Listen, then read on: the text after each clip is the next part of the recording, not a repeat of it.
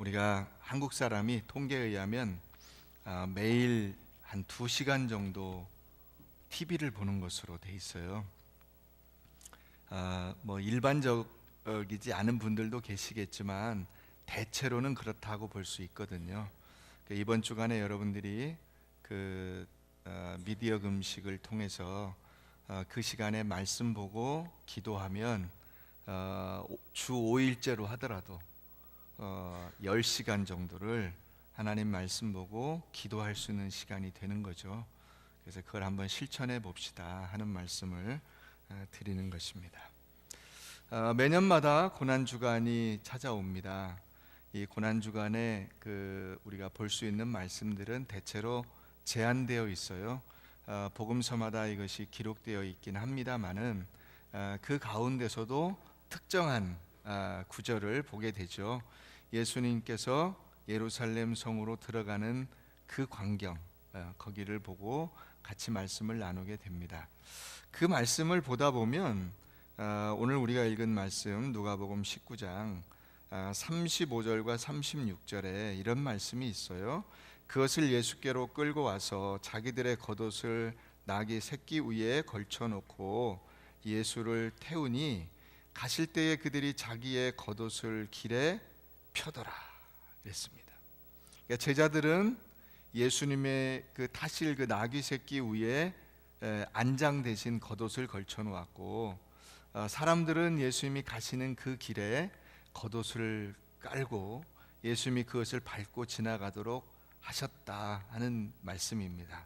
이것이 어떤 의미가 있는 것이며 그것이 어디에서부터 유래되어 왔는가 하는 것을 여러분들과 같이 나누려고 합니다.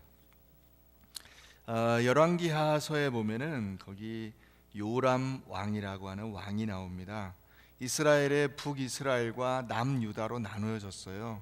솔로몬 뒤에 나눠졌잖아요. 나눠져서 그 북이스라엘의 9번째 왕이 요람입니다. 이 요람의 아버지가 누구냐면 아합이에요. 아합과 이세벨, 유명하죠. 이걸 이제 안 좋은 쪽으로는 악명 높다 이렇게 말을 하죠. 악명 높습니다. 뭘로? 우상 숭배로 악명 높은 왕이었어요. 그 요람 왕이 됐어요. 그래서 자기가 왕이 돼서 자기가 해야 될 그 일을 하나 꼽았는데, 그게 뭘 꼽았냐면 아람이라고 하는 그 이스라엘 북쪽에 나라가 있는데, 그 아람하고 옛날에 전쟁을 하는 중에 이 길르앗 라못이라는 곳을 빼앗아야 되는데 그걸 확보를 하고 싶은 거예요. 그래서 전쟁을 벌이게 됩니다. 그런데 혼자 북이스라엘만 갖고는 충분한 전력이 되지 않을 것 같아요. 그래서 남유다 왕국에 아하시아라고 하는 왕하고 동맹을 맺었어요. 그래서 이 아하시아 왕과 요람이 같이 연합군을 형성해서 북쪽에 있는 그 아람이라는 나라와 붙는 거죠. 그 전쟁을 벌이게 되는 겁니다. 근데 이 아하시아라고 하는 왕도 그 엄마가 누구냐면 아합의 딸이에요. 그래서 아하시아도 역시 우상숭배의 죄를 범하고 있는 거예요. 하나님이 이 두 왕을 멸하시기로 작정하셨어요. 그래서 이 두 왕이 이제 연합군을 끌고 그 전투에 나갔는데, 전투에 나간 중에 그 적군하고 싸우는 중에 요람 왕이 부상을 입었어요. 어느 정도의 부상인지는 명확히 나오지 않지만 그렇게 심하지는 않았던 것 같아요. 왜냐하면 나중에 그 치료하다가 누군가 궁금해서 병거를 타고 나오는 장면이 나오거든요. 그런 걸 보면 병거 탈만 하기 때문에 괜찮다고 볼 수 있습니다. 어쨌든 부상을 당해서 치료하기 위해서 이스라엘 성이라고 하는 곳으로 가서 피난 겸 치료 겸 거기 있는 거죠. 그 두 왕 중에 한 왕이 부상을 당해서 거기 가 있다 그러니까 지금 전세가 급하지 않은 것으로 판단하고 아시아 왕도 거길 가본 거예요. 뭐라 그러죠? 방문해서 위로 겸 어느 정도인가 병문안을 간 거예요. 가서 이제 두 왕이 거기에 가서 이 군대 안에 없는 틈에 이 당시에 활동하던 선지자가 누구냐면 엘리사예요. 엘리사, 나만 장군 엘리사. 자, 그 엘리사가 자기가 가면 너무 눈에 띄어. 그러니까 자기가 안 가고 제자를 보내요. 제자한테 특명을 내립니다. 너는 이 기름, 내가 주는 이 기름을 들고 가서 그 전쟁터에 가면 예후라고 하는 장군이 있는데 이 장군을 불러다가 앉혀놓고 기름을 부어서 왕의 그 즉위식을 하고 왕이라고, 이제부터 네가 이스라엘의 왕이다, 이렇게 알려주고 와라, 이렇게 심부름을 보냅니다. 그래서 이 엘리사의 제자가 그 전쟁터에 간 거예요. 가서 보니까 예후를 비롯한 여러 장군들이 전략을 논의하고 그 천막 안에 있어요. 그래서 예후를 부릅니다. 장군님, 잠깐 저 좀 보실까요? 그 나왔어요. 웬 미친놈을 다 보겠네, 이렇게 생각을 하고 나온 거예요. 생판 모르는 놈이 전쟁터에 와서 장군을 밖으로 불러내니까 물론 뭐 밑에 그 종들에게 얘기를 했겠죠. 부관이 있을 것이고 다 있을 텐데 사정사정해서 아마 불러냈을 거예요.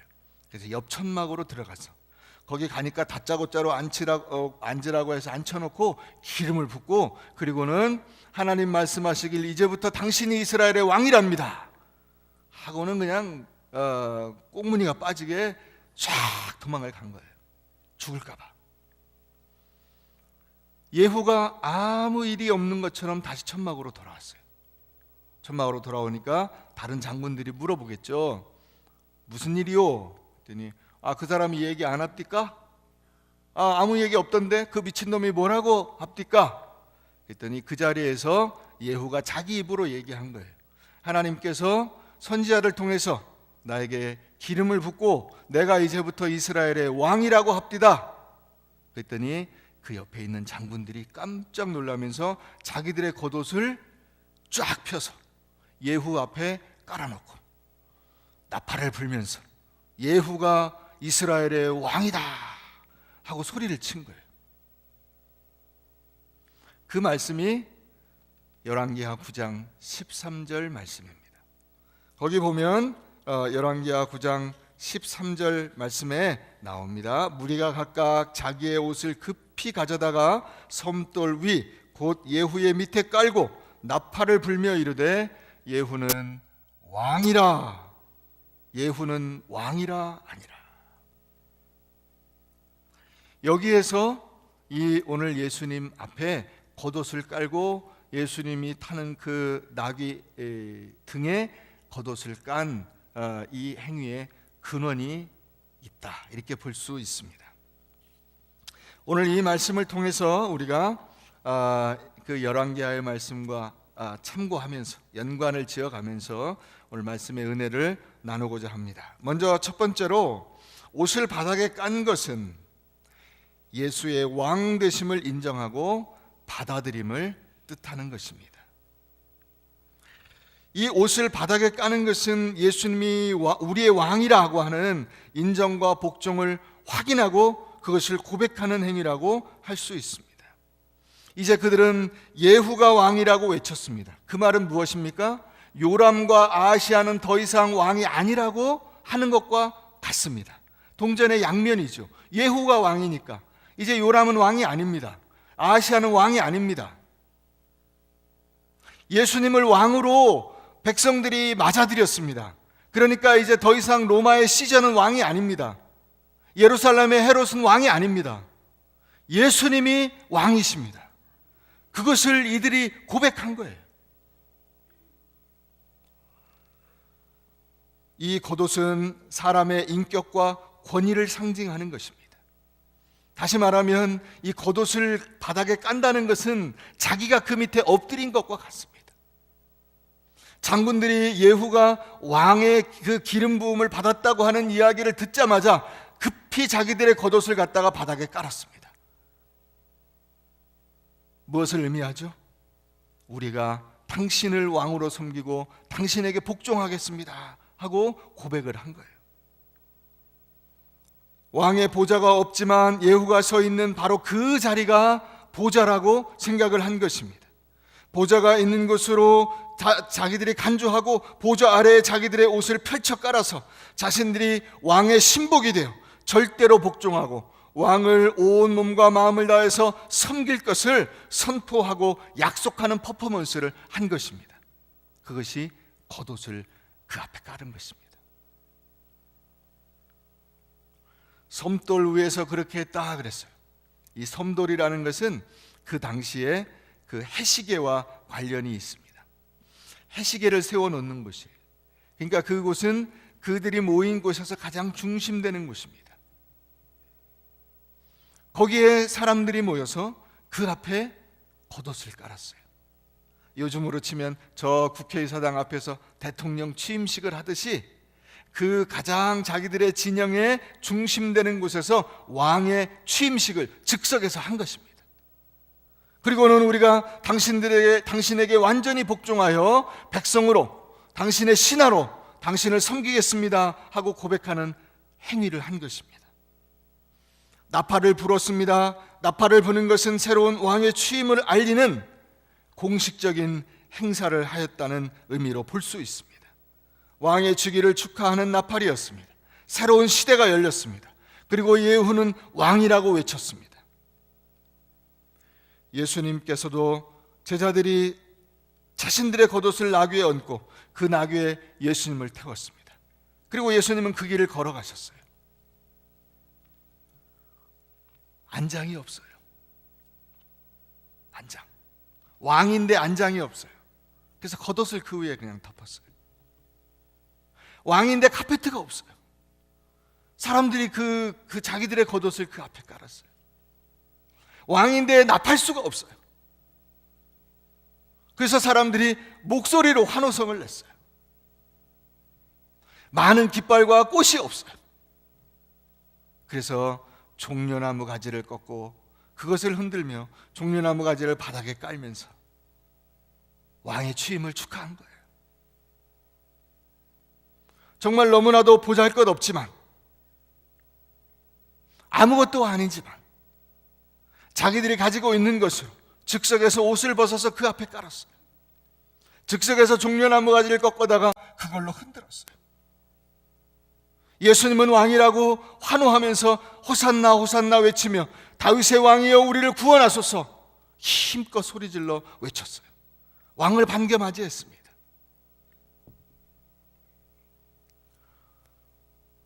물론 이 사람들은 우리가 생각하는 그런 의미의 왕으로 예수님을 맞아들인 것이 아닙니다.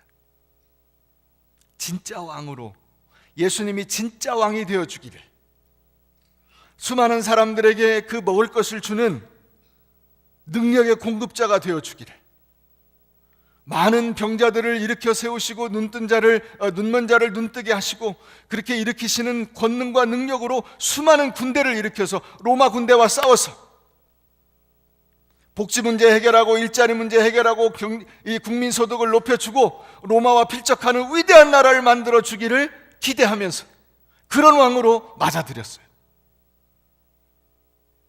그럼에도 불구하고 이들이 한 그 행위는 예수님의 왕 되심을 선포하고 고백하고 그 앞에 자기들이 복종하겠노라고 고백하는 행위였던 것입니다. 승리를 상징하는 종려나무 가지를 길에 폈습니다. 손에 들고 흔들었습니다. 왕을 영접하였습니다. 여러분, 너무나 창피하고 부족하고 보잘것없는 왕입니다. 세상의 왕들과 비교하면 아무것도 아닌 왕입니다. 아무도 알아주지 않습니다. 그럼에도 불구하고 그 왕에게 그 백성들이 드린 것을 기억하십시오. 여러분들 모두도 하나님 앞에 여러분들이 가진 것으로 왕을 기쁨으로 섬길 수 있게 되기를 주의 이름으로 축원합니다. 두 번째, 그럼 세상의 왕은 어떨까요? 세상의 왕은 병거타고 무력으로 통치하는 왕입니다. 여러분, 우리가 예후 이야기를 제가 했습니다. 예후는 요람과 아하시아를 무력으로 죽였어요. 활로 쏘아 주겠습니다. 예후가 그 요람과 아하시아를 죽이기 위해서 이스라엘 성으로 막 이 군대를 끌고 달려가는 장면이 나옵니다. 그 성에서 망대에 이 정찰병이 있지 않겠습니까? 그 가만히 관측병이 저 멀리 보니까 막 군대가 막 오고 있어요. 말을 타고. 그래서 왕에게 보고를 했습니다. 누가 옵니다. 군대가 옵니다. 그래, 누군지 병사를 보내서 알아봐라. 왕의 심부름꾼이 그 군사가 쫙 말을 타고 왔겠죠. 보니까 예후가 있어요. 그 뒤에 군대가 쫙 있습니다. 나와가지고 소리를 쳤습니다. 너 죽고 싶지 않으면 내 뒤로 와라. 예후의 뒤에 가서 붙은 거예요. 정찰병이. 함흥차사죠. 이쪽에서는. 알아보고 오라니까 아무도 안 와. 또 보냈어요. 그 또 오는 병사를 향해서도 역시 예후가 너 죽고 싶지 않으면 우리 뒤로 붙어라. 또 갔어요. 야, 도대체 뭐냐? 그때 왕에게 보고했어요. 그 병거 모는 품새가 가만히 보니까 예후가 모는 것 같이 미치게 모나이다 그랬어요. 미치게. 이 병거라고 하는 것은 요즘으로 치면 탱크예요. 굉장히 무서운 무기입니다. 전쟁터에서. 그냥 맨발로 걸어 다니는 그 군사가 칼 하나 들고 총 하나 들고 이 병거에 탄 사람을 맞아 싸울 수가 없어요.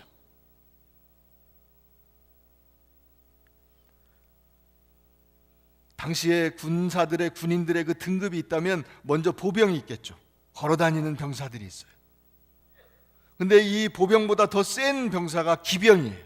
말을 탄 병사들. 말을 탄 군대가 나가면 보병은 다 죽습니다. 근데 이 기병을 이길 수 있는 군대가 어떤 군대냐? 병거를 탄 군이에요. 탱크예요. 그 말 뒤에 마차와 같이 이렇게 뒤에 수레 같은 것이 달려 있고 거기에 타 있는 그 군인을 보호할 수 있게끔 이렇게 위에 쫙 사람 가슴 높이만큼 벽이 둘러쳐져 있어요. 이 사람은 거기에서 마음대로 360도 안에서 회전하면서 무기를 휘둘러서 적을 때려 눕힐 수가 있는 것입니다. 근데 예후가 어떤 장군이냐면 이와 같은 이 병거 부대를 모는 장군이야. 힘의 상징이에요. 그 당시 군인들의 입장에서 보면 또 그 군대 전체를 놓고 보면 가장 중요한 핵심적인 군인이에요. 근데 이 예후가 쿠데타를 일으킨 거예요.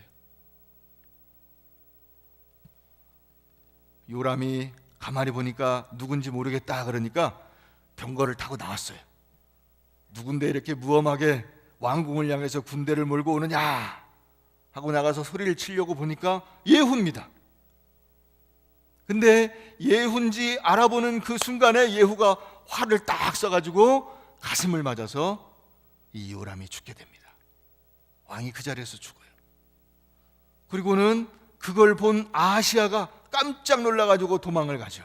도망가는 뒤에다가 활을 딱 쏴가지고 또 그 아하시아도 죽습니다. 예후가 그걸로 끝냈느냐? 아니에요. 가서 아합을 청소하라고 했잖아요. 하나님이. 아합의 자손들 70명을 한 번에 모아놓고 다 죽여버렸어요. 아하시아의 형제들과 자손들을 42명을 한 군데 모아놓고 다 죽여버렸어요. 그리고는 그 당시에 나라에 만연되어 있던 바알 신상을 섬기는 사람들을 불러 모았어요. 어떻게 모았냐? 내가 새로운 왕인데 내가 바알 잘 섬길 테니까 같이 예배드리자. 그랬더니 바알 섬기는 사람들이 다 온 거예요. 그 자리. 꿈과 사랑의 교회에 신천지가 꽉 찬 거야. 군대를 이 주변에 싹 포위를 시켜놓고 명령을 내렸어요. 이 밖으로 나오는 놈은 다 죽여라. 그래서 한 번에 끝냈어요. 그냥 바알을 섬기는 사람들을 다 죽였어요. 예후는 바로 이 세상 임금을 상징합니다. 똑같이 겉옷을 깔고 왕에 즉위했는데 예후는 힘으로 세상을 통치하는 왕이에요. 칼로 활로 사람을 쏘아 죽이고 왕을 죽이고 그 형제들을 다 죽이고 박멸하고 바알 신상에 있는 모든 사람들을 다 박멸하고 완전히 그냥 시원하게 쓸어버렸어요. 아, 속이 시원하다.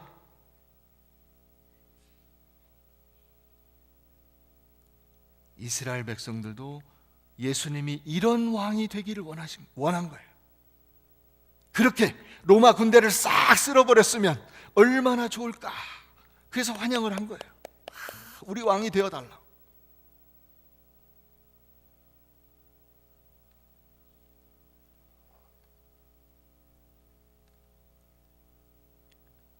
(7, 80년대) 팝송 가운데 사이먼 앤 가펑클이라고 하는 사람들이 부른 엘 콘도르 파사라고 하는 노래가 있습니다.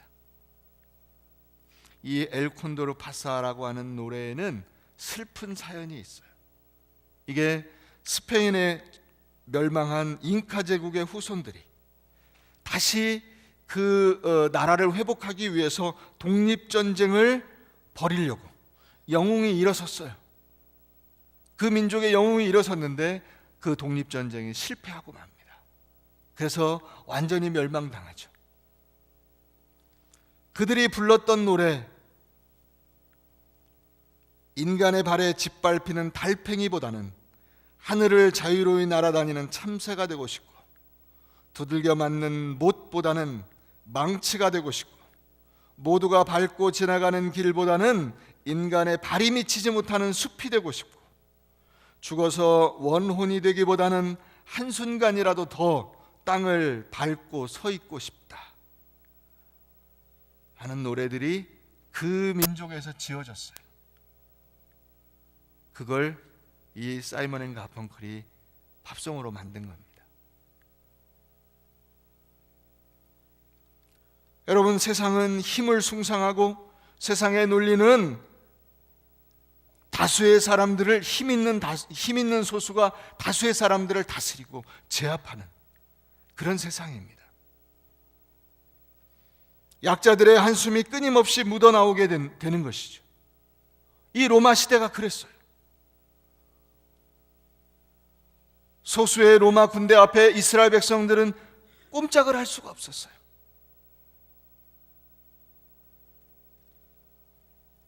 그것이 세상의 왕입니다. 그러나 예수님은 그런 왕이 아니었습니다. 세 번째로, 예수님은 나귀를 타고 종려나무 가지로 대관식을 치른 보잘것없는 왕입니다. 예수님은 나귀 새끼를 타셨습니다. 그런데 예후는 뭘 몰았어요? 병거를 몰았어요. 여러분, 튼튼하고 그 다리와 근육이 잘 발달된 그 왕의 말에 튼튼한 병거를 딱 달고 거기에서 군대를 지휘하는 예후의 모습과 조그만 나귀 새끼, 제대로 걸을 수 있을지 없을지도 모르겠는 그 조그만 짐승을 타고 정말 보잘것없는 초라한 모습으로 거기에 안장도 없이 앉아서 사람들의 환호와 박수를 받으면서 걸어가는 그 예수님을 비교해 보십시오. 예수님은 그런 왕이에요. 좌우에 호위할 군대가 없어요. 제자들이 있는 것 같았는데 그마저도 로마에서 월! 그러니까 다 도망가 버렸어요. 한 명도 남지 않고.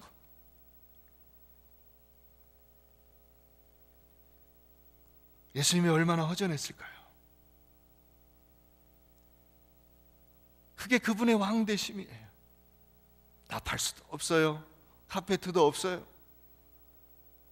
꽃가루도 없어요. 악단도 없어요.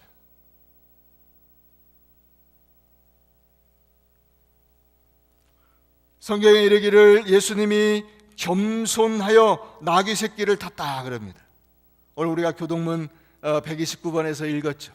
그는 겸손하여. 겸손의 왕으로 오셨어요. 근데 여러분, 이 시대에 이 겸손이라고 하는 단어가 뭘 의미하는지 아세요? 겸손은 힘이 없다, 패자다, 종이다, 노예다, 나는 아무것도 가진 것이 없는 가난한 사람이다 라고 하는 말과 동의어예요. 다른 말로 바꾸면 비천하다, 비겁하다, 비굴하다 이런 뜻이에요. 실제로도 여러분 비꼴 때 그렇게 쓰잖아요. 사람이 너무 겸손해, 너무 겸손해서 비굴하고 비천하게 보이는 거예요. 근데 이 단어 자체가 그런 의미를 가지고 그 당시에 그렇게 쓰인 거예요. 근데 예수님은, 이 성경은 예수님을 일컬어서 겸손이라는 단어로 딱 갖다 붙여버린 거예요. 예수님은 어떤 사람이냐? 겸손한 사람이야. 사람들이 어떻게 보든지 간에 예수님은 겸손이야. 그래서 당신 스스로가 가서 나귀 새끼를 끌고 오라고 명령을 내립니다. 주저하지 않고, 그리고는 왕으로서 위엄을 드러낼 수 있는 가장 결정적인 순간에 그 나귀 새끼를 타고 가는 거예요.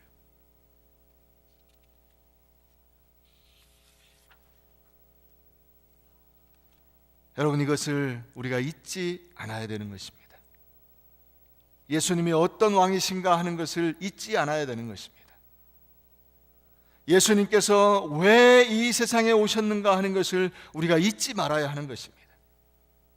빌립보서 2장 7절과 8절 말씀을 보면 오히려 자기를 비어 종의 형체를 가지사 사람들과 같이 되셨고 사람의 모양으로 나타나사, 다 같이 읽어보겠습니다. 자기를 낮추시고 죽기까지 복종하셨으니 곧 십자가에 죽으심이라. 예수님이 겸손하신데 어느 정도까지 겸손하신 분이냐? 예수님이 저 하늘 보좌를 버리고 이 땅에 인간으로 오신 것도 너무 겸손한 거예요. 그런데 여기서 끝난 게 아니라 자기가 모든 누명을 뒤집어 쓰고 죽음을 당하셨다는 거예요. 이렇게까지 낮아지는 것이 겸손이라고 설명해 주는 것입니다.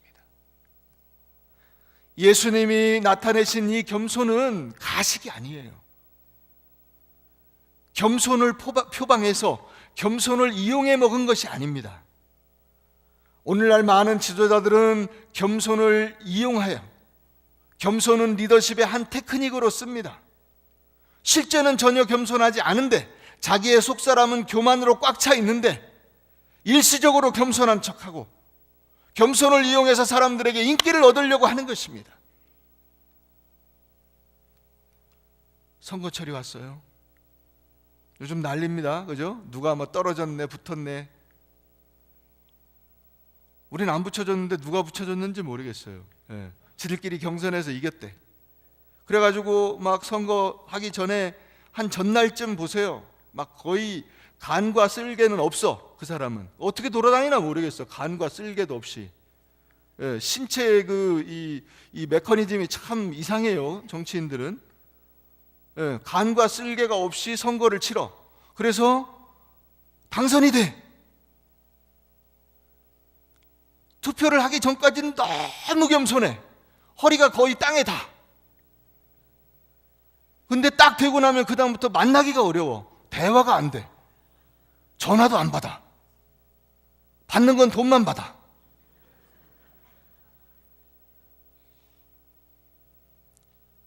이게 그들의 겸손이에요. 예수님은 그런 겸손이 아니라는 거예요. 예수님은 죽음으로 겸손을 나타내신 거예요. 당신이 쓰지 않아도 되는 누명을 뒤집어 쓰고 죽지 않아도 되는 그 죽음을 죽으신 거예요. 그게 예수님의 왕 되심이에요. 그러니까 예수님이 왕이 되셨다라는 것은 사실은 종이 된 거예요. 예수님이 사람들 가운데 높아지신 것이 아니라 가장 낮은 위치가 된 거예요. 사람들이 겉옷을 깔고 우리가 당신에게 복종하겠습니다 했는데 사실 그 밑에 엎드려서 사람들 밑에 깔린 것은 겉옷이 아니라 예수님인 것입니다. 당신이 그 밑에 깔려서 사람들에게 밟히고 짓밟히고 욕을 얻어먹고 모욕을 당한 것입니다.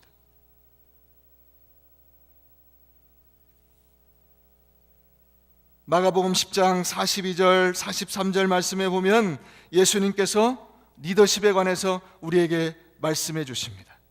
이방인의 집권자들이 그들을 임의로 주관하고 그 고관들이 그들에게 권세를 부리는 줄을 너희가 알거니와 너희 중에는 그렇지 않을지니 너희 중에 누구든지 크고자 하는 자는 너희를 섬기는 자가 되고. 이게 그런 의미에서 섬김이에요. 우리가 흔히 신본주의, 인본주의를 이야기합니다. 여러분, 하나님 이름 부른다고 신본주의가 아닙니다. 하나님이 원하시는 그 길을 가야 신본주의예요. 예수님이 원하시는 그 길을, 섬김의 길을 가는 사람, 그 사람이 신본주의를 따르는 것입니다. 그것이 하나님의 명령이기 때문에 그걸 내가 감수하고 인간적으로는 가고 싶지 않지만 그럼에도 불구하고 그 길을 걸어가는 것이 신본주의예요. 인본주의는 힘을 숭상하는 거예요. 권력을 따르는 것입니다. 그 안에 하나님이 없습니다. 여러분, 오늘날 많은 교회와 많은 교인들이 권력과 힘의 길을 갑니다. 다스리고 군림하고 영광을 받고 세상을 부러워하고 세상을 닮아가는 것이죠. 그래서 그 교회나 그 성도들은 저 로마에 있는 어떤 종교와 같은 그 대표자들 보세요. 겉모습은 가장 겸손해요. 근데 실상은 왕이에요. 세상의 대통령보다 훨씬 더 세요.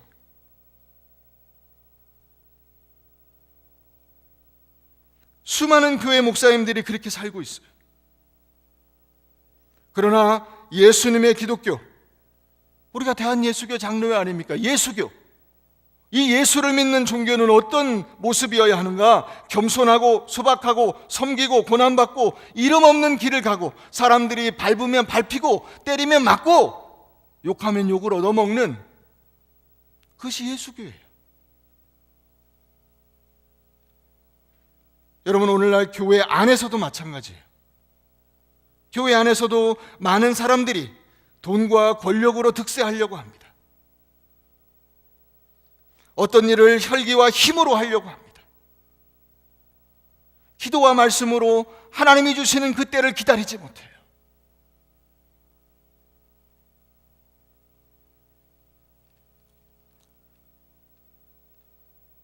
이번 주간은 종려주일입니다.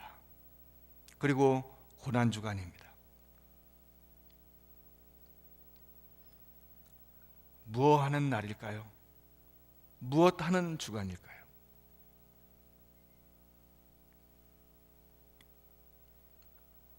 예수님의 왕 되심의 본질을 발견하고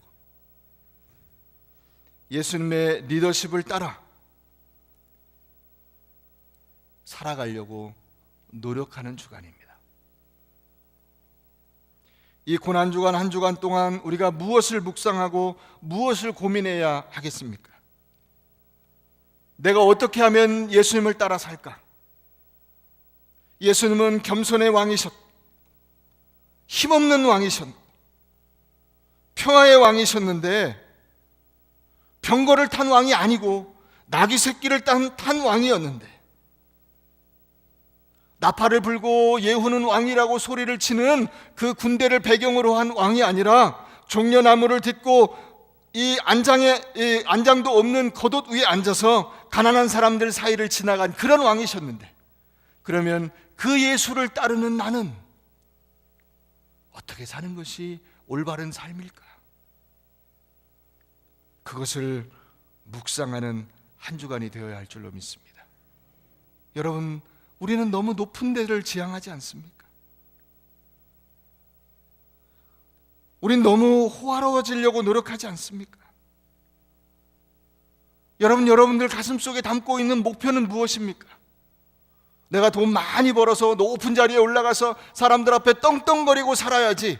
혹시라도 이것이 여러분들의 소망이라면 여러분들의 그 꿈을 예수님의 왕 되심과 한번 비교하여 보시기를 바랍니다.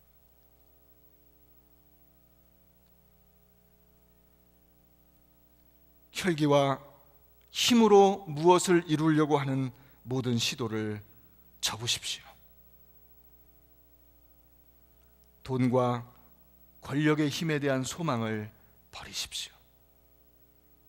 그리고 묵묵히 세상적으로는 너무나 보잘것없고 가진 것 없고 부끄럽고 내세울 것 없고 공격하면 맞고 모욕하면 모욕당하고 뺨을 때리면 고개를 숙이고 십자가에 달려서 외마디 비명 하나로 모든 생애를 끝나버린 그 예수 그리스도의 왕 되심을, 그 나라의 백성됨을 돌아보는 한 주간 되시기를 주의 이름으로 축원합니다.